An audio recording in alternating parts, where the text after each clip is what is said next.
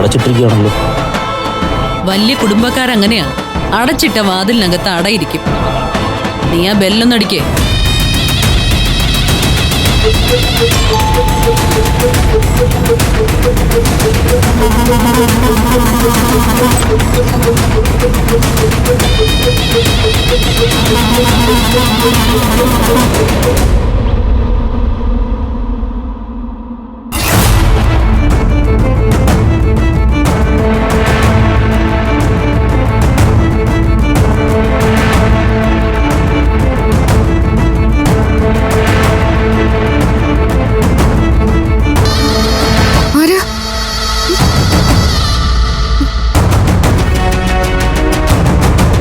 അഭിമന്യുവിന്റെ അനിയത്തി അല്ലേ?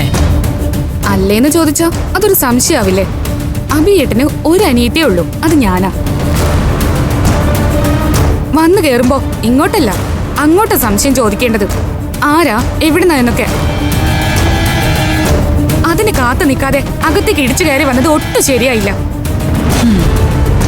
എന്റെ ഊഹം തെറ്റിയില്ല. അഭിമന്യുവിനേക്കാൾ വാക്കുകൾക്കൊരു തരി കൂടി മൂർച്ച കൂടും അനിയത്തിക്ക്, അല്ലടാ മഹേന്ദ്ര? അപ്പൊ ഇത് മഹേന്ദ്രനാണെന്ന് മനസ്സിലായി. നിങ്ങളാരാ? എന്താ നിങ്ങൾക്ക് വേണ്ടത്?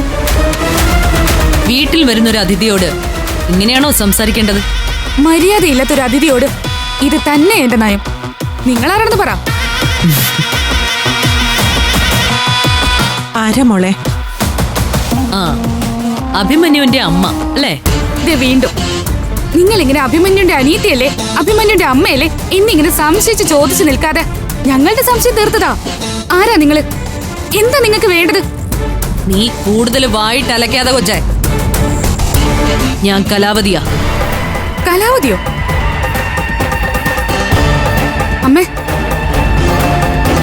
കോളിംഗ് ബെൽ അടിക്കുന്നതായിട്ട് വാതിൽ തുറന്നപ്പോ അനുവാദം പോലും ചോദിക്കാതെ അകത്തോട്ട് കയറി വന്ന് ഒരുമാതിരി സംസാരിക്കാണമ്മേ. അമ്മയ്ക്കറിയോ ഇവരെ? ഹോട്ടൽ പഞ്ചരത്നത്തിലെ 5 പെൺകുട്ടികളുടെ അമ്മയാ ഞാൻ, കലാവതി. ഇതെന്റെ സഹോദരൻ മഹേന്ദ്രൻ. ഇപ്പൊ മോളുടെ സംശയം തീർന്നോ? എന്താ നിങ്ങൾക്ക് വേണ്ടത്? മോന്റെ കല്യാണം തീരുമാനിച്ചു വെച്ചിരിക്കല്ലേ, അത് സന്തോഷത്തോടെ കാണണ്ടേ? ദേ, ഈ നിൽക്കുന്ന മോളെ കൊള്ളാവുന്ന ഒരുത്തന്റെ കയ്യിൽ പിടിച്ച് ഏൽപ്പിക്കണ്ടേ? ഇനി മോന്റെ കുഞ്ഞിന്റെ കുഞ്ഞിക്കാല് കണ്ട് സന്തോഷത്തോടെ കണ്ണടയ്ക്കണ്ടേ?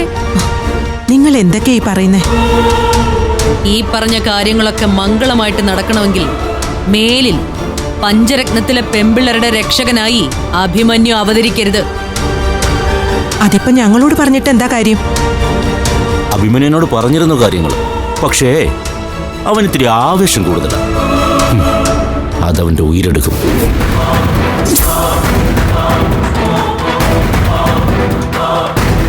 അവൻ ഇവിടെ ഇല്ലാന്ന് അറിഞ്ഞുകൊണ്ട് തന്നെയാ ഞങ്ങളിപ്പോ വന്നത്. മകനെ നിയന്ത്രിച്ചില്ലെങ്കിൽ ഈ വീട് ഒരു മരണവീടാകും ഉടനെ തന്നെ. അയ്യോ, അവനെ ഒന്നും ചെയ്യരുത്. ഞാൻ പറഞ്ഞോളാം അവനോട്. അമ്മയ്ക്ക് കാര്യം മനസ്സിലായി. വെറുതെ എന്തിനാ ആവശ്യമില്ലാത്ത കാര്യത്തിൽ ഇടപെട്ട് ഞങ്ങളുടെ ശത്രുത സമ്പാദിക്കുന്നത്?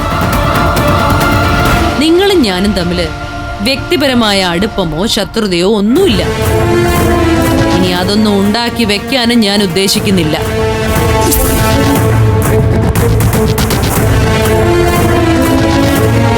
പിന്നെ എന്നെ ശത്രുവായി കാണണമെന്ന് നിങ്ങളുടെ മോൻ എന്തെങ്കിലും ഉദ്ദേശം ഉണ്ടെങ്കിൽ അത് വേണ്ടാന്ന് പറയണം. ആവശ്യമില്ലാത്ത കാര്യത്തിൽ ഇടപെടരുതെന്ന് അവനോട് കർശനമായും പറയണം.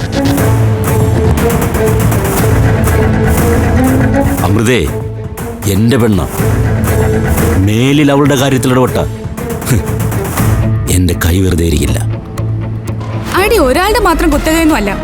ഏട്ടന്റെ കൈ വെറുതെ മാങ്ങ പറിക്കാനുള്ളതും അല്ല. കൊള്ളാം, നിന്നെ എനിക്കങ്ങ് ഇഷ്ടപ്പെട്ടു.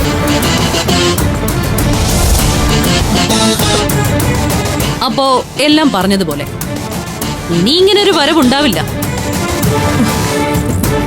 മകൻ മര്യാദക്കാരനായില്ലെങ്കിൽ ഒരു ദാക്ഷിണ്യവും കാണില്ല. അമ്മയുടെ കണ്ണിൽ നിന്ന് ചോര ഒഴുകും.